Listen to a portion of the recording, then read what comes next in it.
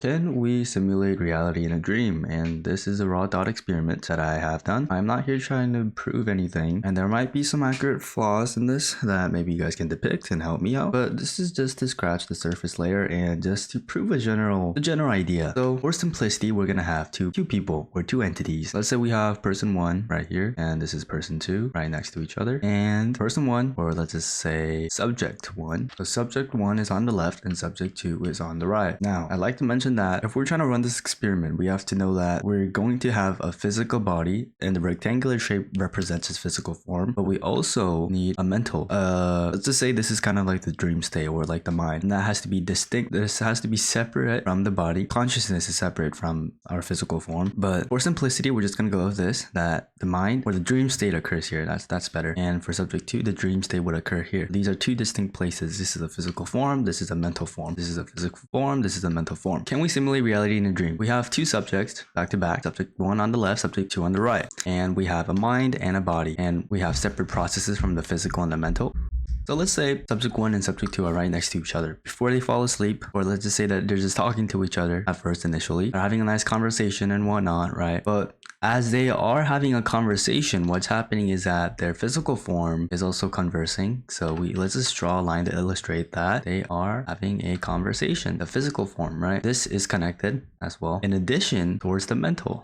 Now this sounds a little bit confusing. Why is there two parallel lines right next to each other, right? Well, this is trying to represent that when you're next to someone, right, you're interacting with an objective object, or like an objective thing. I don't mean to say the human is an object, but an objective thing. And when we're talking about the mental state, this is trying to depict, as the video that I covered earlier, which was how we always perceive things subjectively, regardless of like visualizing the most objective form. So even though that we see this subject to as a person and that's objective, whatever that we're getting input back is going to be subjective. Therefore, if we just have the objective form that's conversing, this is not possible, because we also need what makes us human, what makes us have consciousness, is this top layer that right here that also gets conversed. We have these two distinct things right here that's parallel, and this is how we pretty much operate. This is how we have conversation, and when we dream, right, let's say that, let's eliminate this person right here, this subject, out of the equation and delete these lines. Now we have subject one here that falls asleep and is dreaming. So let's say subject one falls asleep, this is subject one is dreaming, and this is subject one's attribution, this subject one's body, right? This is the body, this is the mind. So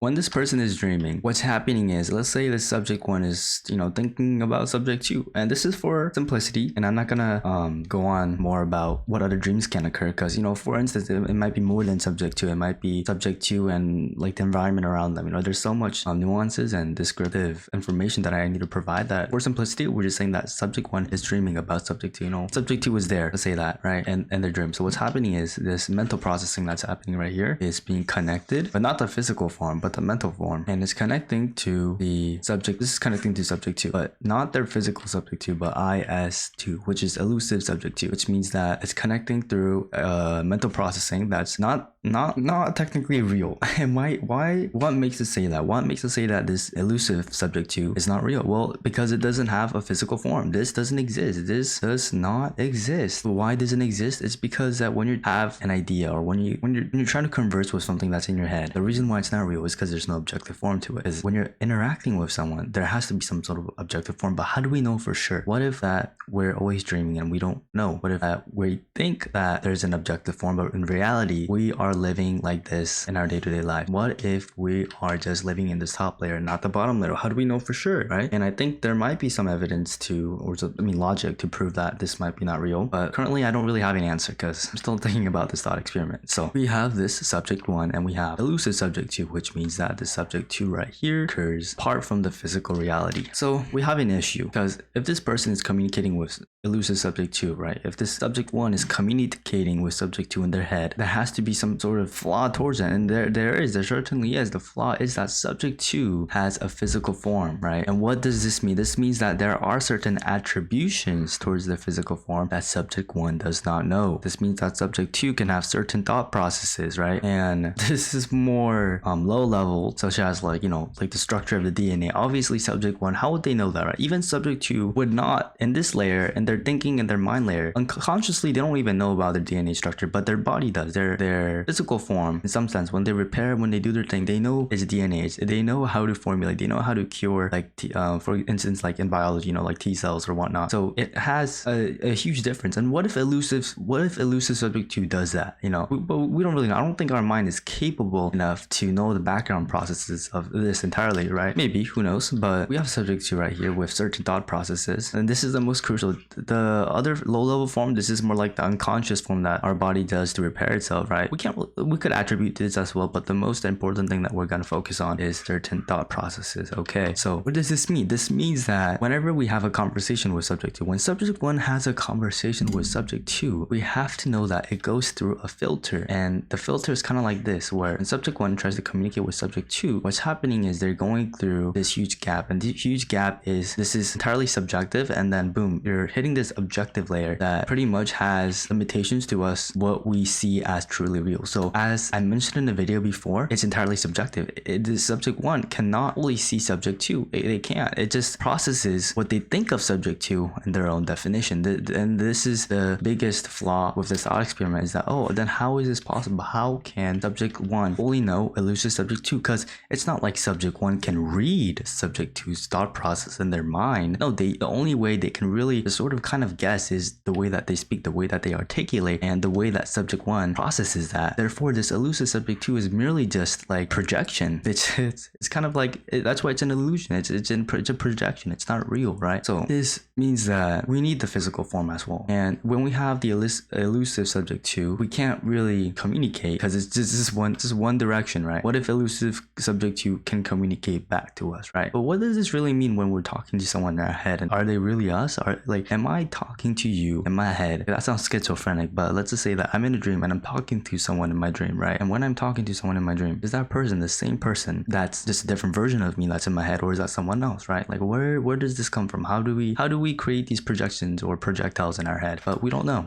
We simply don't know. But what we do know is that this elusive subject 2 is just elusive for a reason. This has a clear distinction that it is not subject 2 unless we consider something else into the equation. Now, some keywords I like to mention is that I'm actually looking at my papers, which I originally created this thought experiment. Subject 1 is essentially this extension. That's like the keyword that I used, extension, meaning that it is a relative extension towards DRS1, and the DR is like another acronym for dream. I think it means dream state or dream reality of S1. So, and then this is subject 1, and this is DRS1. So these are just certain keywords that I use. Okay, but you know, I mean, let's just say, what if let's say subject 1 is talking about something with subject 2, right, in their head, so they're dreaming, and they say a certain conversation with elusive subject 2. Let's just say that they're at a park and they're eating ice cream. Okay, so let's just get some context beforehand, right? Let's say subject 2 and subject 1 was talking together. So right now, I mean, not right now, but let's just say today is yesterday. So what's happening is subject 1 and subject 2, they're talking together, right? They're like, oh, I want some ice cream, and they're like, yeah, let's go get ice cream together and whatnot, right? And they just have a brief discussion that they're gonna get ice cream together. They're gonna go on the park and, you know, get some ice cream and whatnot. Okay, that's interesting, right? And then they both go home, and then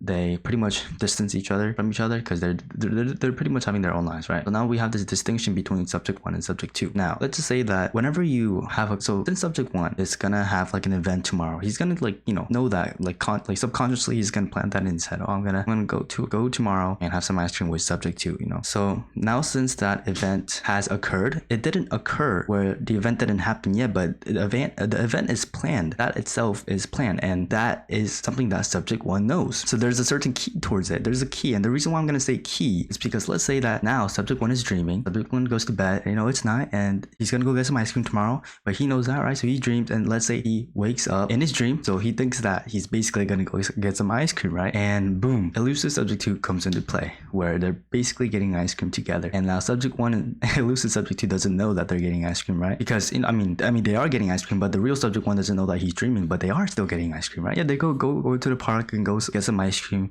and they say similar things together, right? Let's just say that subject 1 has a conversation about, with subject 2, elusive subject 2, about certain keywords, right? Let's just say trees so nice, and these are vague keywords, but let's get a little bit more specific, like, oh, I wonder if XYZ happened today. And this means that, let's say XYZ is something about, let's say there's a mutual friend that's involved. So subject 1 and subject 2 both have a mutual friend. I'm going to draw a line right here, and let's say they're both connected to, like, I don't know, subject 3, and subject 3 is just a friend, it doesn't really matter, but let's just say that they both know beforehand, since they're friends, that subject 3 is involved. So subject 1 and elusive subject 2 have a conversation that says, oh, the trees are so nice, blah blah blah, and then later along the line they say something like, oh, I wonder if XYZ like did some, got some ice cream already, I wonder if we should bring XYZ, which is a subject 3, next time.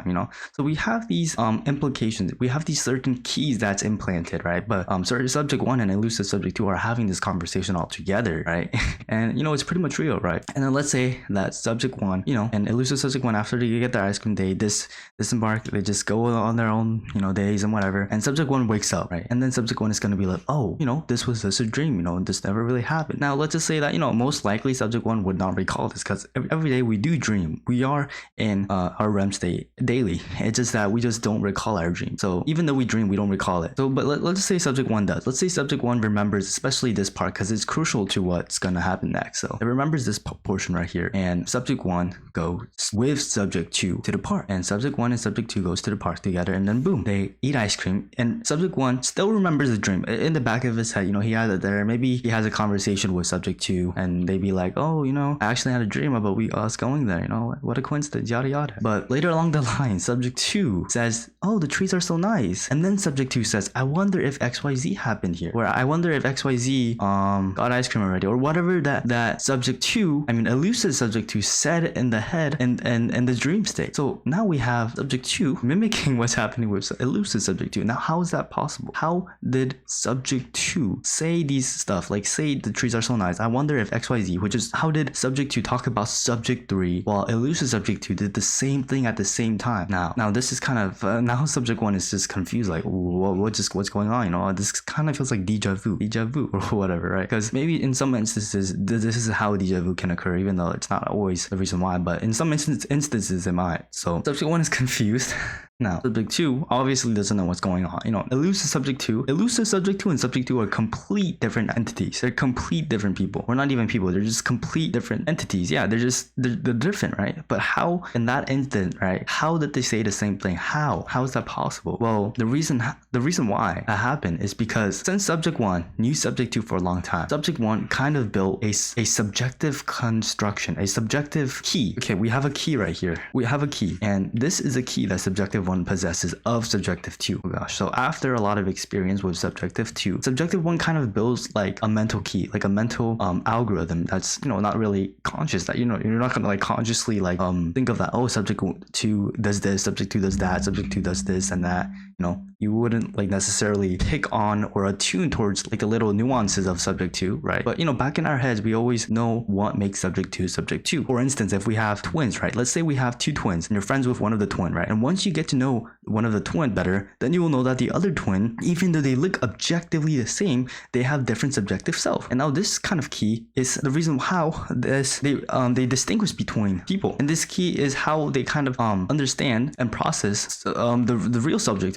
This is pretty much the way how sorry, I lost my train of thought. This is how subject 1 uses his own internal instrument to converse with subject 2, because subject 1 knows subject 2, and this key is kind of like running in the background. This is a key, like an sort of like an identification process, but not really. So this is a key that's kind of like building up as subject 1 subject 2 relationship grows, because now subject 1 kind of knows subject 2 to a point where, oh, well, subject 2 might do this and might do that. Since he's my friend, he's probably gonna like this and like that. He probably has certain niches or certain like interests that, once you get to know that person a little better, then they'll know that, oh, this person would rather do this and rather do that. You get to know them better, and this might not be accurate because this is a subjective tool. This right here, this key is not objective. This is subjective towards subject 1. This is what subjective 1 thinks of subjective 2, but this is not what subjective 1, this is not an accurate, 100% accurate representation of subject 2. And why? Because there is a certain limitation. We have our subjective reality and this is our objective right here. Now, if we see that there is a fine line that distinguishes subjective from objective, and we won't really understand what is going on with subject to mind. And even though although all this time subject 1 knows about subject 2, there will always be a case where subject 1 will be wrong about subject 2. There will always be a case where subject 1 will never truly understand subject 1 to their most fundamental level. And this is why there's a physical detachment that occurs that refrains from subject 1 communicating with subject 2. If this was possible, then we could have elusive subject 2 merely accurately as subject 2. And this just means that whatever we think of elusive subject 2 is pretty much reality. We can't really distinguish it, because what's real at that point? If we have a mere exact clone and a replica of these two entities, then we can't really know what's the difference. Now we have this example right here that explains that, subject 2 and elusive subject 2, they're different, but somehow have the same they say the same thing, they do the same thing. I mean, they didn't exactly say the same thing, but they said these two small aspects together. I'm going to clear this up a little bit. So now let's say that subject 1 and subject 2 now disengage again. After they get their ice cream, they go on their day. But subject 1 still thinks about, how odd this was, how accurate this was, right? Now let's have a different simulation. Let's have a different scenario where subject 1 pretty much knows subject 2 to its fullest degree. Now I'm gonna get more hypothetical here, but before I do that, I just want to clarify certain things. Now this is the most crucial, and this is kind of like the fundamental theorems that occurs, right? So basically, if we have subject 1 plus subject 2, what's happening is there's a mental attachment that's conversing with another mental attachment, including a physical form that's conversing with another physical form. So you need these together, these two properties and these two properties for subject 1 and subject 2 to fully, quote unquote, objectively communicate in this world. Now this also means that there has to be within close proximity. But don't get confused, as even though, let's say, subject 1 and subject 2 are right next to each other and they're both falling asleep, what's happening is that there is a detachment between its physical form. Since they're asleep, they're not consciously aware that, this person is next to me. They might unconsciously, but there's a physical detachment. They're not communicating with it. And this is where this does not go into play. So that is sort of a key thing to realize. Now, I'd like to mention that the reason why subject 1 had instances where, elusive subject 2 matched subject 2, constitution, matched their wordplay, how they pretty much mimicked each other in certain phrasings later on in their day-to-day, like ice cream task. But how can we modify that, So what if subject 1 knew subject 2 better and there was a higher probability, because dreams are just random, right? It's arbitrary. It has to be. But then what if a dream was in a state where there's a different event that's coming up, in the future, sometime down the line, and the subject 1 already talked about this with subject 2, but subject 1 knows subject 2 a bit more, much better. And this also means that their elusive subject 2 would be more concrete. This would be, as subject 1 knows more about subject 2, the elusive subject 2 would grow more significantly. This would be more accurate as they get to know each other. Now there is a huge distinction from knowing each other versus just spending time together, because even though you spend more time together, this doesn't necessarily mean you would know them more. Why? Well, it's pretty simple actually, because for instance, what if subject 2 doesn't like subject 1? What if they lie to each? What if subject 2 is keeping a secret? So unless they are actually having open communication and full honesty, subject 1 wouldn't really fully know subject 2. And when we code switch with our, never mind. Anyways, okay, back to the main point. I almost tangented off. Okay, back to the main question. Can we simulate reality in a dream? So theoretically, not theoretically, it is possible to simulate reality in the most simplest way when we're communicating with someone else in our dream, with subject 2. When subject 1 is communicating with subject 2 in subject 1 mind, then yes, it is pretty much simulating reality. What's the difference? The only difference is that the elusive subject 2 does not have a physical form. But in that sense, since elusive subject 2 and subject 2 kind of synchronized wavelength, kind of synchronized language dances together, when elusive subject 2 kind of had a way to understand subject 2, because in some way there was some sort of similarity that made them interlink. And when that happened, and when elusive subject 2 kind of said the same thing about what subject 2 said in verbatim about the trees, about talking about subject 3, right? They pretty much became one. Now in that sense, what happened objectively in our real world did happen subjectively, and subjectively in a way where we were dreaming about, subject 1 was dreaming about something objective, even though it was merely subjective. And in that way, we pretty much simulated reality in a dream. Yes, we can simulate reality in a dream in the most fundamental way, in the most simplistic way. Yeah, we can. It's possible. possible. It's completely possible.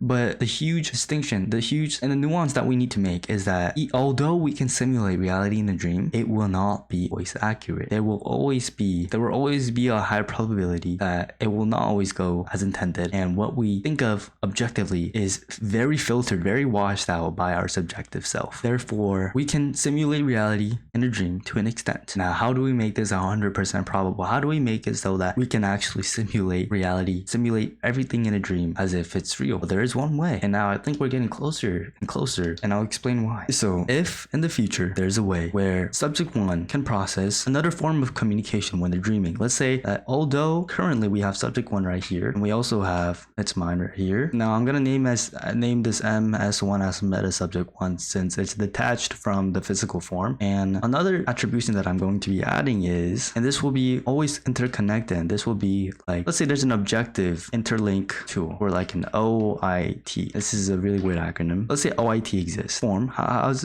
it possible for someone with a physical form, which is subject 1, that has this attachment, objective interlinking tool, and also the meta subject 1, which is the mind and whatever conscious and whatever dream instances that occur, can all interlink and they all converse with each other? And the reason out is, let's say we have something that's sophisticated as Neuralink. Let's say, Neuralink is a brain implanting chip that exists. Let's say that gets more complicated, and in a way where, although like right now concurrently it can read data, it can read it very, very well, but it can't write it, but it can read it. Now later on down the line we will be able to read it more accurately and read these brain activities. But if we do, let's just say there is a way for us to have a way where it reads everything that's going on, but also it can write. Now this is a crucial thing. It can also write, meaning that this tool right here can serve as a compensation for meta subject 2. Now hopefully you guys see where I'm getting this at. So instead of needing to communicate with this physically, what subject 1 is doing, right? Let's say this is subject 2, right? With enough data from meta subject 2, from subject 2 to meta subject 2, with enough data from the physical processing that occurs, and whenever subject 1 is communicating with subject 2, this right here is collecting all of that. And now if this wants to collect the problem, there needs to be, I'm guessing, some sort of like another tool that's connected, like objective interlink tool as well. So we need an OIT here. So what's happening is this OIT is somehow communicating with this OIT, or maybe for instance that we don't really need this OIT, because if we do have these two OITs, this can transfer,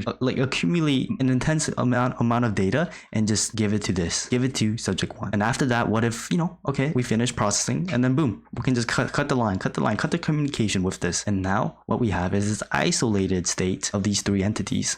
And now since we have enough data that's accumulated, we pretty much have the highest probability of what occurs, what subject 2 will do. And now with this, when subject 1 dreams, or when subject 1 is in, let's say subject 1 is in a default mode network and they start ruminating. And the problem with ruminating is that when someone ruminates, and let me explain default mode network real quick, because it's like a default mode network is kind of like a network where it's a part of your brain. But let's say that we're kind of like, idling. We're not really doing anything but idling. We're daydreaming, we're thinking about something, and it just comes up naturally, right? That it's kind of like the default node network. And let's say when we're dreaming or in a default mode network, this would take over right here. And when this takes over, we pretty much have an accurate representation of what reality is. Even though this system itself is isolated, it's the same. It's the same as when subject 1 communicates with meta subject 2. Now the subject can communicate with meta subject 2 without subject 2's physical form. Why? Because this compensates for subject 2's physical form. Now this can get really delusional now, because now subject 1 can pretty much do whatever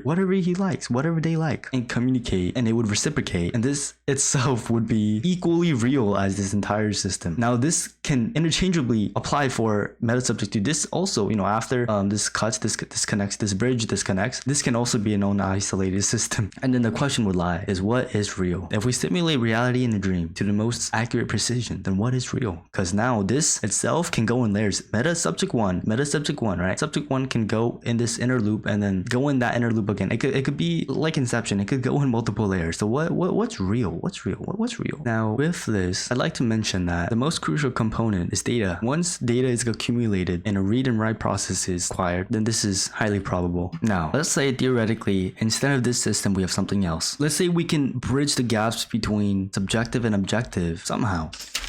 let's say when subject 1 communicates with subject 2, they are objectively have a hidden layer. Although subject 1 communicates with subject 2 objectively, this line itself would represent the subjective weight. I mean, the objective weight. And this squiggly line represents the subjective weight. So objective, subjective, objective, subjective. This interpretation is very, very noisy, where it has a lot of noise and a lot of distortion towards it. And this is the, most truest form. But this form, let's say this form doesn't exist. I mean, this form exists, but it's like down there somewhere. We're communicating like this. What if when subject 1 communicates with subject 2, there is this form somewhere out there, just that our brain can't perceive this? Because it's true. I mean, think about it. Like subject 1, subject 2, they're having a conversation. It's just that our brain kind of create distortion and create like confusion, and it always perceives the way that we want it to. And this is where the distortion comes to be. What if there's a way for this line to also be equally added? What if this line already exists when subject 1? What if this is the objective form? What if subjectively, right, this layer is being passed, the layer between objective right here, right, when subject 1 communicates with subject 2,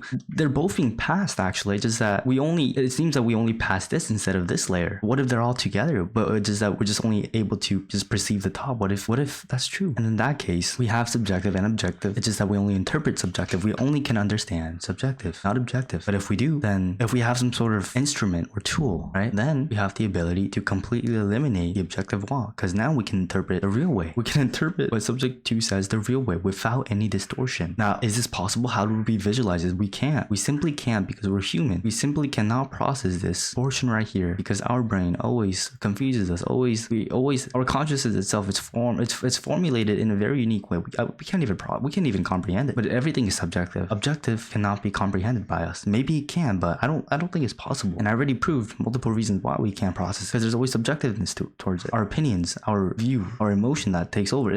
Our emotion is constantly there. Everything is biased, realistically. And the only reason why we appear to be objectively conversing is because we synchronize our language dances. So I said language dances multiple times, I think 2 times now, but it's really crucial to understand that concept. Now, how do we process this? How do we process this layer, this objective layer? Well, now the OIT comes into play. Now this right here, some sort of translator which occurs externally, since it'd be like a chip or something that's objective, comes into play, and now this can get attached towards subject 1, and now boom, now it's possible to have a conversation. Now it's possible for subject 1 to understand what subject 2 is fully saying. Now I like to mention this is very different, because here it's saying that you both need 2 OITs, but here you only need 1. And the reason why I'm saying you only need 1 is because there is actually a hidden objective layer that's being processed. While this is saying that everything's subjective in a way where this is communicating with the subjectiveness of subject 2. So these are 2 distinct things, where this is communicating and interpreting subjectiveness, while this is actually just going through the objective processing. Now, this is pretty much it for can we simulate reality in a dream?